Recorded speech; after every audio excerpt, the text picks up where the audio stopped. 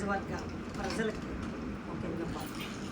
ఈరోజు మరి గోపాలపురం నియోజకవర్గ అభ్యర్థిగా మరి హోమ్ మినిస్టర్ గారు, ఆంధ్రప్రదేశ్ హోమ్ మినిస్టర్ గారు నియమించడం జరిగింది. ఆమె ఒక మహిళ, దళిత మహిళ అంటే మహిళలు బయటికి రాకూడదు, బయటకు వచ్చి ప్రజాసేవ చేయకూడదా? ప్రజానికానికి విన్నపించుకునేది ఒక్కటే, ప్రతి ఒక్క మహిళ కష్టపడాలి, ప్రజలకు ఎంతో కొంత సేవ చేయాలి అని ఆమె బయటికి రావడం జరిగింది. ఈరోజు ఒక ఎమ్మెల్యేగా ఉండవసరం లేదు ఆవిడికి, ఒక మంత్రిగా ఉండవసరం లేదు. ఎందుకంటే ఆవిడ ఎడ్యుకేటెడ్, కనీసం ఇంట్లో కూర్చుంటే ఆవిడకి వెళ్ళిపోద్ది. ఈ ప్రజలకి, నా దళిత మహిళలకి, నా దళిత బిడ్డల్ని, నా ఆంధ్రప్రదేశ్లో నేను ఎంతో కొంత సేవ చేసుకోవాలనే ఉద్దేశంతో ఆమె బయటికి రావడం జరిగింది. ఆమె వెనకాల ఎంతోమంది, వేలాది మంది మహిళలు అండగా ఉన్నాము.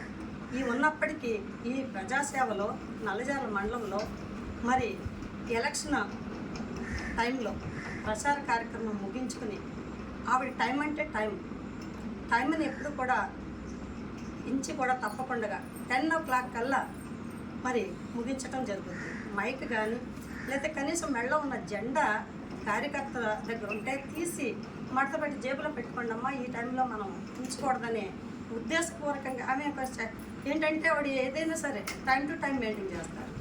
ఆ టైం మెయింటైన్ చేసి ఒక 2 నిమిషాలు ముందుగానే ముగించుకుని ప్రసార కార్యక్రమం మరి నల్లజర్ల మండలంలో మన నాయకుడు, వైఎస్ఆర్ నాయకుడు ఎల్లంకి సుబ్రహ్మణ్యం గారి ఇంటి దగ్గర మరి ఈ కష్టపడ్డ వ్యక్తులకి కొంచెం సేవ తీర్చుకోవడానికి వెళ్ళడం జరిగింది. ఆ టైంలో మేడం గారు, మేమంతా కూడా అక్కడే ఉన్నాం. ఉన్న టైంలో అందరూ భోజనాలు చేసి ఎవరెళ్ళే కాళ్ళకి వెళ్ళే టైంలో వెళ్ళిపోతుండగా, బైక్లు వెళ్ళిపోతుండగా మరి మా రోడ్డుకి ఎందుకు రావాలి అని ఆప్ చేశారు. ఓకే, రోడ్డు ఎవరి సొత్తు కాదు, అందరి సొత్తు. ఆ రోడ్డు అంటే వెళ్ళడానికి మన ఇంటి ముందు నుంచి ఎన్నో వాహనాలు వెళ్తూ ఉంటాయి. అలా ఆ కార్యక్రమాలు వెళ్ళిపోతున్నారు. వెళ్ళినప్పటికీ ఆపితే మరి నల్లజర్ల వైస్ చైర్మన్ గారు వెళ్ళి, వైఎస్ఆర్ పెంచి గారు, మరి మా వాళ్ళు ఇటు రావడం మీకు ఒకవేళ అభ్యంతరకరం అయితే వాళ్ళ తరఫు నుంచి సారీ అని చెప్పారు. చెప్పి వచ్చేసిన తర్వాత మరి అక్కడికి కూడా కక్షపూరిక చాలక, ఎందుకంటే వంతమ్మ గారు అంటే ప్రాణం, మా అందరికీ మహిళలకి ఎక్కువగా ప్రాణం, అలాగే గోపాలపురం నియోజకవర్గ ప్రజలకు ఇంకా ప్రాణం. ఆ ప్రాణంతో మేము ఉన్నాము. ఈరోజు ఆమెని ఎక్కడ నెగ్గించేసుకుంటారో, ఆమెకున్న ఆదరణ పెరిగిపోయింది. మాకు ఓడిపోతామన్న భయంతో, కేవలం ఓడిపోతామన్న భయంతో మరి ఈరోజు ఆమె ఉన్న ప్లేస్కి వచ్చి అభ్యర్థి అయిన వ్యక్తి వెంకటరాజు గారు రావడం అనేది ఎంత దారుణం అంటే ఒకసారి ఆలోచించాలి ప్రజలు. అంటే అభ్యర్థి మహిళ, ఈ మహిళ దళిత మహిళ, మీరు దళితులే, ఒక మహిళ బయటికి వచ్చి నన్నేమి చేయలేదు, ఆమె వెనకాల ఎవరో లేరు అనుకుంటున్నాడా వెంకటరాజు? ఒక్కసారి ఆలోచించు.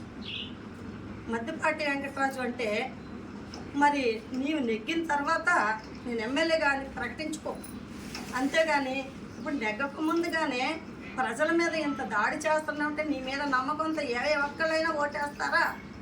ప్రజలారు ఒక్కసారి ఆలోచించుకోండి. నెగ్గక ముందే ఇంత దారుణమైన అరాచకాలకి పాల్పడుతుంటే నెగ్గితే ఏ ఒక్క ప్రజలకైనా న్యాయం చేస్తాడా?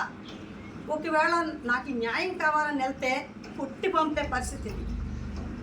నీకెవడు చేస్తాడరా పని, నీకు చేస్తానని చెప్పానా అని ఎదురు తిరిగే పరిస్థితి ఆలోచించుకోండి ప్రజలారా. ఇలాంటి వ్యక్తిని మీలాంటి ఎవరైనా సరే ఎమ్మెల్యే అభ్యర్థిగా పనికిరాడు అని చెప్తున్నాను నేనైతే. ఇది ఒక ఖండం అయితే, మరొక ఖండం మరి బడుతులు వేసుకొని వచ్చి ఏనాడు పూర్వం చేయించిన గుమ్మాలో తలుపులు, అటువంటి తలుపుల్ని అభ్యర్థి ఉన్న గదిని ఆ రకంగా ధ్వంసం చేసామని కొడదామనా? ఆవిడతో ఉన్నవాళ్ళు మా లాంటి వాళ్ళందరినీ కొట్టి చంపేద్దామనా? మమ్మల్ని చంపేస్తే మాకు వెనకాల ఎవరో లేరనా? ఏ రకమైన దాడి చేయడానికి నువ్వు ముందుకు వచ్చావు? నువ్వు రాలేదు అనేసి అంటున్నావట. నువ్వు వచ్చావని మేము నిరూపించుతాం. రాలేదు నిరూపించడానికి నీ దగ్గర ఆధారం ఉందా? మా దగ్గర ఆధారం ఉంది, సీసీ ఫుటేజ్ ఉంది. నీకు ఎక్కడ కావాలంటే అక్కడికి వస్తాం. నువ్వు ప్రమాణం చేస్తానంటున్నావు కదా, రా. ఏ ఏరియాకి రమ్మంటావు?